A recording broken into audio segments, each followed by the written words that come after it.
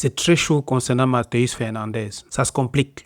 Comme d'habitude, on fait une revue d'actualité mercato Manchester United. Si tu es fan de football, si tu es fan de Manchester United, tu me laisses un pouce bleu, tu t'abonnes en dessous pour ne pas manquer les prochaines vidéos. Sans plus tarder, première information, c'est concernant Benjamin Sesko. Donc on a des rapports venant d'Espagne qui faisaient comprendre qu'il était sur une liste restreinte du FC Barcelone pour remplacer Robert Lewandowski. Et même Manchester United fait comprendre qu'ils sont ravis de l'impact du joueur de 23 ans, notamment sa première saison au club. Et Manchester United le voit comme le numéro 9 à long terme, après que Rasmus Højlund soit parti à Naples pour transfert permanent de 38 millions de livres. Manchester United fait vraiment comprendre ici que Benjamin Sesko est l'attaquant du futur et l'attaquant sur lequel ils vont construire leur projet long terme. On sait qu'aujourd'hui, Barcelone recherche un remplaçant pour Robert Lewandowski. Ils sont notamment coincés sur le dossier Julian Alvarez. Donc Benjamin Sesko pourrait coller au style de jeu de recherche Barcelone. Mais Manchester United fait clairement comprendre ici que Benjamin Sesko n'est pas à vendre. Le IPP Sport nous dit que Tottenham Hotspur envisage de recruter Marcus Rashford comme prochaine cible. Ils ne veulent pas payer la clause de Rashford qui est actuellement de 40 millions de livres, mais ils explorent une offre qui est inférieure à ça. Roberto De Zerbi est apparemment fan du joueur, il aime le profil du joueur et il souhaiterait le recruter à Tottenham. Pour moi, ce serait un bon point de sortie pour Rashford, même si ça impliquerait de jouer contre lui à l'avenir et que typiquement il pourrait marquer des buts importants pour Tottenham contre Manchester United. Mais le cycle du joueur est terminé à Manchester United, donc il faut trouver une solution rapide, surtout après la Coupe du Monde, pour que lorsque la Coupe du Monde se termine, il puisse directement être transféré et que Manchester United puisse utiliser l'argent pour réinvestir sur un ailier gauche. À mon avis, ça va se débloquer après la Coupe du Monde. C'est bien de savoir qu'il y a des clubs intéressés. On avait aussi vu que le Bayern était intéressé.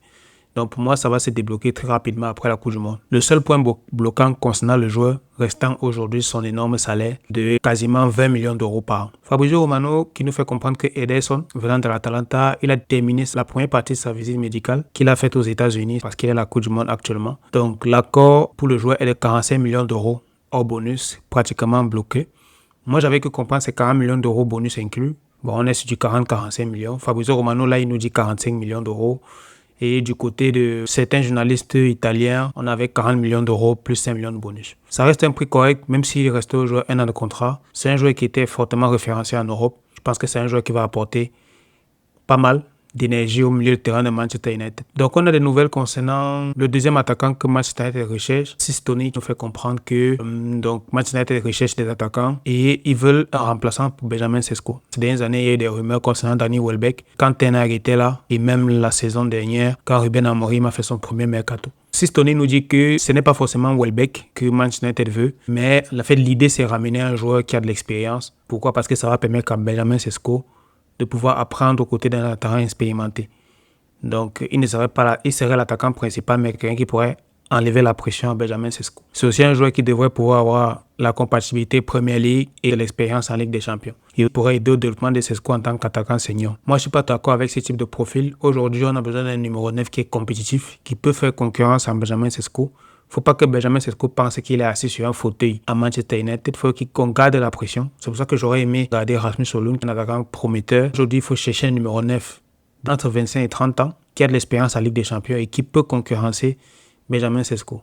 Il y a des bonnes cibles pour des bons prix en Allemagne et en Italie. Pour moi, ce n'est pas forcément le fait de ramener un attaquant trop expérimenté sur un contrat court de 1-2 ans, mais de mettre Sesko à concurrence pour qu'il reste concentré sur des objectifs et performant. Du nouveau concernant Morgan Rogers, un joueur que j'apprécie particulièrement, qui peut jouer numéro 10, ailier gauche et même ailier droit. Arsenal veut réaliser le transfert, a été intéressé par le joueur. Pour le moment, il n'y a pas d'avancée, mais certainement après la Coupe du Monde, ça va s'avancer. Moi, je pense que si on vend Rashford assez rapidement, on peut aussi se positionner sur le joueur. De ce que j'ai compris, Aston Villa demande quasiment 100 millions d'euros. C'est dans les corps de Manchester United. Si on vend Rashford, c'est du pur bénéfice et on peut facilement réinvestir ce montant sur des joueurs comme Morgan Rogers. Étape majeure pour Manchester United concernant le projet de stade. La majorité des terrains nécessaires à la construction du nouveau stade de 100 000 places a été obtenue. Colette Roche, qui est directrice générale du développement du nouveau stade de Manchester United, dit que nous nous engageons à construire un stade de classe mondiale avec nos supporters, pas seulement pour eux, avec l'accessibilité au cœur de nos réflexions. Ça veut dire qu'en termes de terrain, il n'y a plus de litige foncier pour pouvoir mettre en place le stade de Manchester United. Le projet va pouvoir avancer.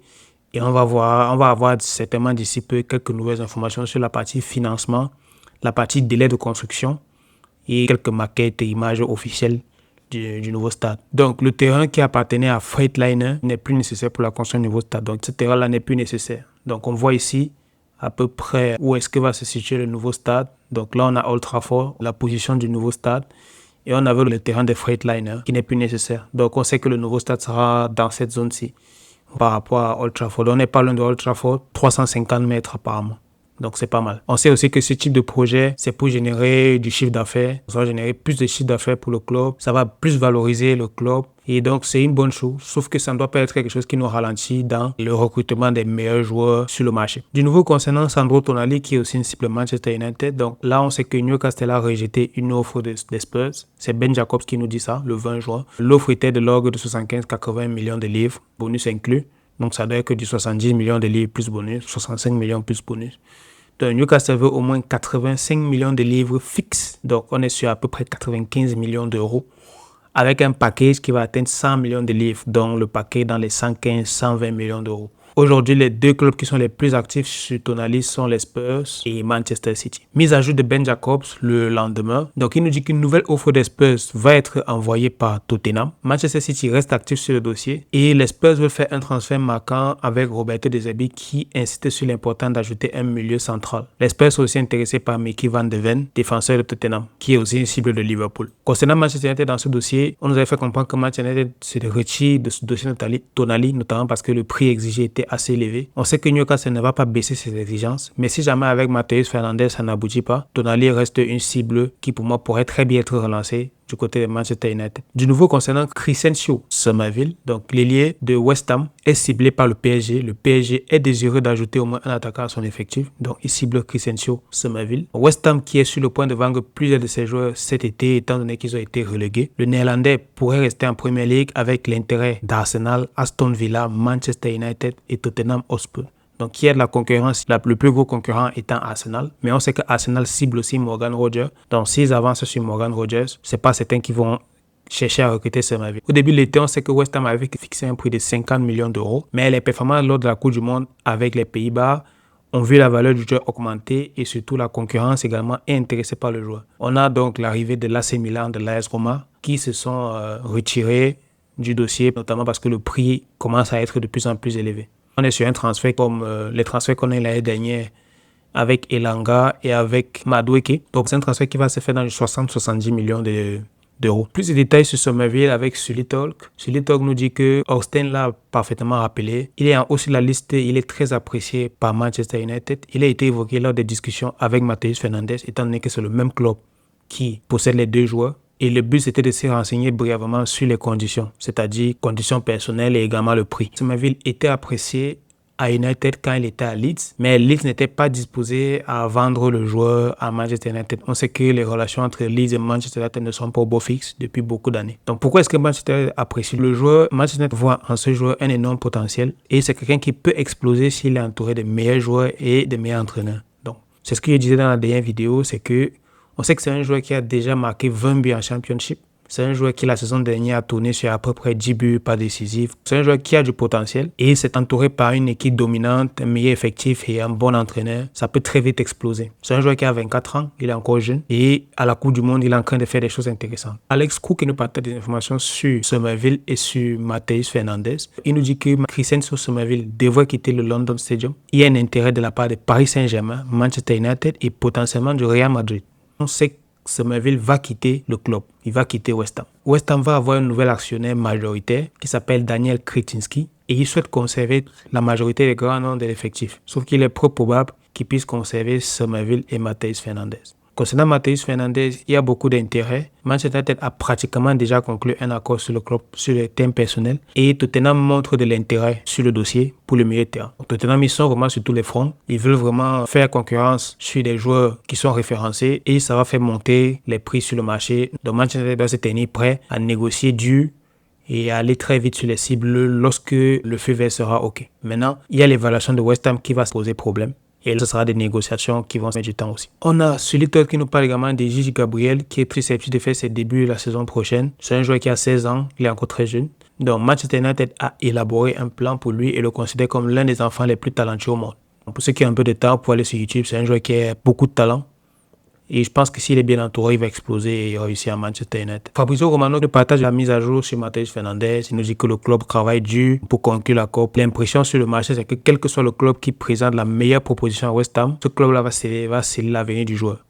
Tottenham a eu des discussions avec Jorge Mendes, qui est l'agent du joueur, mais il n'y a toujours pas d'accord sur les termes personnels. Quelques précisions de Sully Talks sur l'équipe de recrutement. Elle nous fait comprendre que l'équipe de recrutement est détendue face à la situation, notamment parce qu'on sait que Tottenham est entré dans le dossier Matheus Fernandes. On sait que le Real Madrid est intéressé par le joueur. Les dirigeants savent que c'est une fenêtre de transfert importante et travaillent, ils sont confiants sur le plan qu'ils ont établi pour le mercato. Le marché est gonflé avec les clubs qui payent des prix exorbitants. Exemple, Manchester City qui est prêt à payer 140 millions pour Elliot Anderson.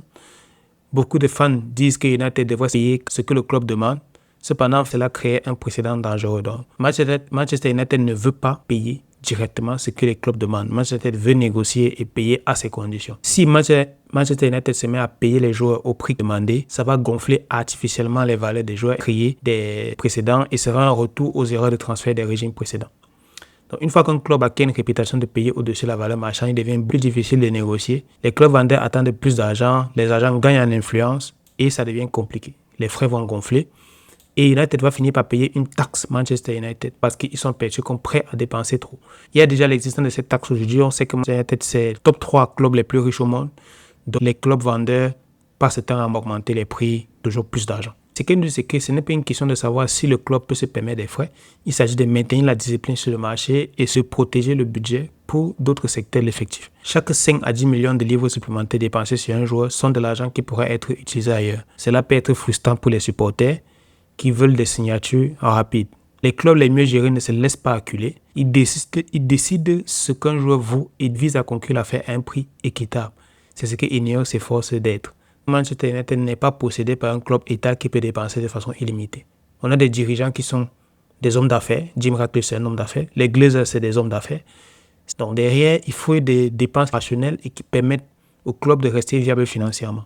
Ça peut être frustrant, ça peut être un facteur bloquant pour certains supporters, mais je pense qu'il faut rester positif en se disant que c'est pour la bonne cause. On a toujours Sully qui nous fait des mises à jour concernant le dossier Matheus Fernandes. Là, elle nous fait comprendre que c'est une situation financière, blocage financier. On sait que le joueur est représenté par Jorge Mendes. Jorge Mendes, c'est un agent de joueur qui ne va jamais révéler la destination préférée du joueur afin de pouvoir faire une augmentation des enchères. On a aussi l'évaluation de West Ham qui constitue une problématique parce que West Ham évalue le joueur à un certain montant et Manchester United n'est pas prêt à payer ce prix-là. Donc la situation reste fluide et une percée pourrait se produire à tout moment. Les pourparlers sont toujours en cours. United a eu des délégations à Londres de nombreuses reprises ces dernières semaines pour discuter de ce transfert. Fabrizio Romano nous dit que Manchester rêve de signer Aurélien Tchouaméni comme remplaçant idéal de Casemiro, le considérant comme un milieu défensif parfait doté d'une expérience européenne de premier plan. Donc l'intérêt de United, c'est un intérêt de longue date et United apprécie le joueur en interne confirmé dans des rapports datant d'avril-mai.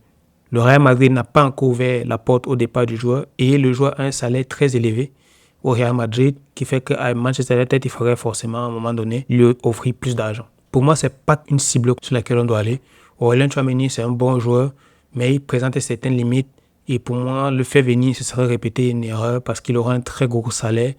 Même si c'est un joueur qui est sérieux, c'est un joueur qui est professionnel, je ne pense pas que dans une projection London, ce soit vraiment la recrue idéale. Donc, celui nous confirme que sur Tchouaméni, il n'y a pas eu de mouvement majeur. Donc, le rapport qui est sorti disant que nous avons parlé à ses agents avant l'incident de Valverde est vrai. Donc, Omar Berrada et Dejan Wilcox ont une réunion avec l'agent du joueur. Et si le joueur devient disponible pour une raison ou une autre, Manchester United sera le club en tête de file. Autre information, toujours de Sully Talks, il nous dit que le poste de défenseur central n'est pas aussi prioritaire que d'autres postes. C'est un poste en cours d'évaluation. Mais quand on regarde l'effectif sur le papier, on a des 5 défenseurs centraux seniors. Aiden Even, Lisandro Martinez, Harry Maguire, Mathis de Ligt et Lenny Yoro. On peut même rajouter que Luke Shaw peut jouer en défense centrale, Nussair Mazraoui peut jouer en défense centrale. Martinez et Maguire ont eu des problèmes de blessures, Maguire est en fin de contrat, donc un défenseur central pourrait être nécessaire, mais les autres postes sont plus priorisés, donc milieu de terrain, et gauche et latéral gauche. Chido Obi et Ariama suscitent beaucoup d'intérêt, notamment pour des prêts, mais ils seront dans l'effectif pour la tournée estivale. Ce sera l'occasion d'évaluer un peu le niveau et d'évaluer la capacité pour à contribuer à l'équipe première. Donc Jack Fletcher, c'est un autre joueur que United envisage d'envoyer en prêt. On verra comment tout ça va se présenter lors de la pré-saison. Information sur Ugarte, Manchester United est prêt à accepter une perte sur Manuel Ugarte et de le vendre. Donc l'attaquant a été acheté à 42,3 millions de livres en 2024, à peu près 50 millions d'euros. Là, on nous dit que Manchester United, sur le site The Sun, Ugart a eu donc 2 saisons difficiles à Manchester United et il a démarré seulement 10 matchs la dernière saison. United va demander 25 millions de livres pour éviter une perte comptable sur Manuel Ugarte. Donc ça va juste permettre de couvrir le coût du joueur. Il a un contrat jusqu'en 2029, il a été recruté en 2024. On sait que le fait d'avoir vendu Alejandro Garnacho 40 millions de livres permet de couvrir cette perte sur Manuel Ugarte. Mais je ne dirais pas que c'est une perte parce que les transferts se payent sur plusieurs années. Et quand on vend un joueur, ce qui est important, ce n'est pas le prix auquel le joueur a été acheté, c'est la valeur comptable qui reste à payer. Étant donné qu'on paye un joueur sur plusieurs années, en fonction du nombre d'années restantes à payer, il est important que le transfert couvre le reste des sommes à payer sur le reste des années de contrat du joueur. Donc ici, on sait que Gate a déjà été amorti sur 2 ans. Donc on a déjà payé 2 ans sur son transfert. Il reste 3 ans à payer. Les 3/5 de la somme de son transfert seront suffisants pour éviter une perte comptable sur le joueur. Quelques statistiques d'Amad Diallo contre l'Allemagne. Il a joué 75 minutes, il a créé 2 occasions, une grosse occasion manquée et 2 dribbles réussis et 2 passes de dernier tiers. On sait qu'Amad Diallo, c'est un joueur qui a un profil dribbleur. C'est bien de voir qu'il s'est épanoui contre l'Allemagne. Malheureusement, la Côte d'Ivoire a perdu contre l'Allemagne. Mais bon, c'est pas... Je pense qu'ils ont un dernier match contre Curacao et qui vont certainement gagner. Voilà, c'est tout pour cette vidéo. Revue d'informations, transfert, actualité de Manchester United. Si tu as apprécié, tu laisses un pouce bleu. Ça fait plaisir, ça fait grandir la communauté. Tu t'abonnes également en dessous. Comme ça, tu ne manques pas les prochaines vidéos. Et on se dit à la prochaine. Ciao.